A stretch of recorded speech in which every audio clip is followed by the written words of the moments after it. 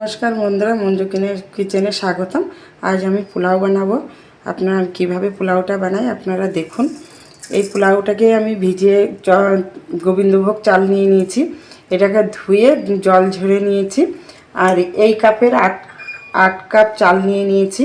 আপনারা 8 কাপ চাল নিলে 16 কাপ জল নেবেন, না হলে কিন্তু পোলাও ঝরঝরে হবে না। পোলাওটা মাখাটা কিভাবে বানাই দেখুন।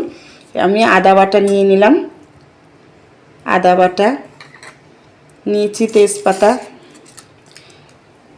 নিয়েছি, 1 চামচ এলাচ গুঁড়ো দিয়ে ভালো করে মেখে নেব।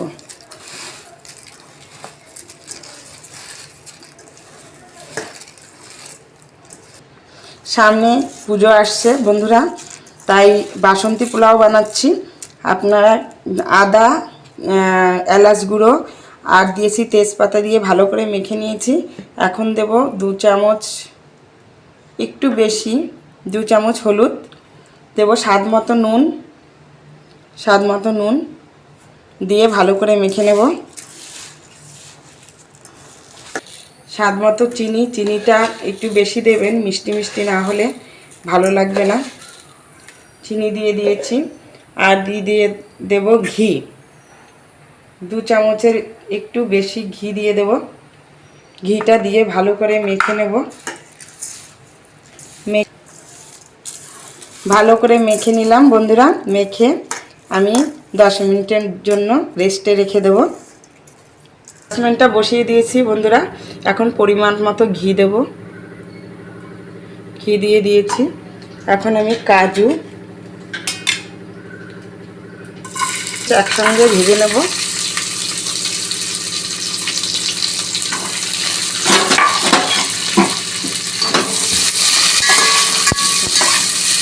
লাল লাল করে ভেজে নিয়েছি বন্ধুরা।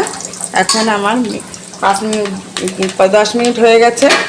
আমি এখন চালটাকে দিয়ে দেব। ভালো করে ভেজে নেব চালটা।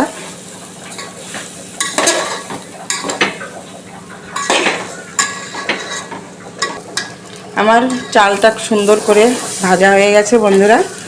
1 কাপ চাল নিলে 2 কাপ জল দেবেন। এইভাবে মাপ মতো পরিমাণ মতো জল দেবেন, তাহলে খুব সুন্দর হবে পোলাওটা। এখন আমি এখানে মেপে রেখেছি 10 কাপ জল ঢেলে দেব। আরও 6 কাপ জল আমি মেপে নেব। আগে আমি 10 কাপ জল দিয়ে দিয়েছি, আর বাকি ছিল 6 কাপ। এই 6 কাপ জল দিয়ে দিলাম। দিয়ে আমি ভালো করে নেড়েচেড়ে ঢেকে দেব। এখন আমি বন্ধুরা ঢেকে দেব। ঢেকে দিলাম। প্রথম একটু গ্যাসটা চড়া হিসাবে দেবেন, তারপরে ফুটে উঠলে আস্তে মিডিয়াম গ্যাসে দিয়ে দেবেন। দেখুন বন্ধুরা কত সুন্দর হয়ে গেছে, ঝরঝরে একদম পোলাও, বাসন্তী পোলাও। এখন কিছুটা আপনাদের নামিয়ে দেখাচ্ছি।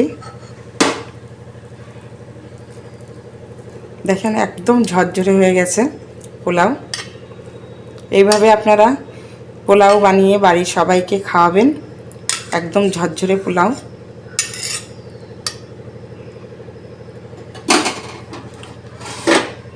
আলুর দম বানিয়েছি, কত সুন্দর। এভাবে আপনারা বাসন্তী পোলাও বানিয়ে খাবেন, খুব ভালো লাগবে। গরম গরম সবাইকে নিয়ে একসঙ্গে খাবেন। আর ধন্যবাদ বন্ধুরা, আমার সঙ্গে থাকবেন।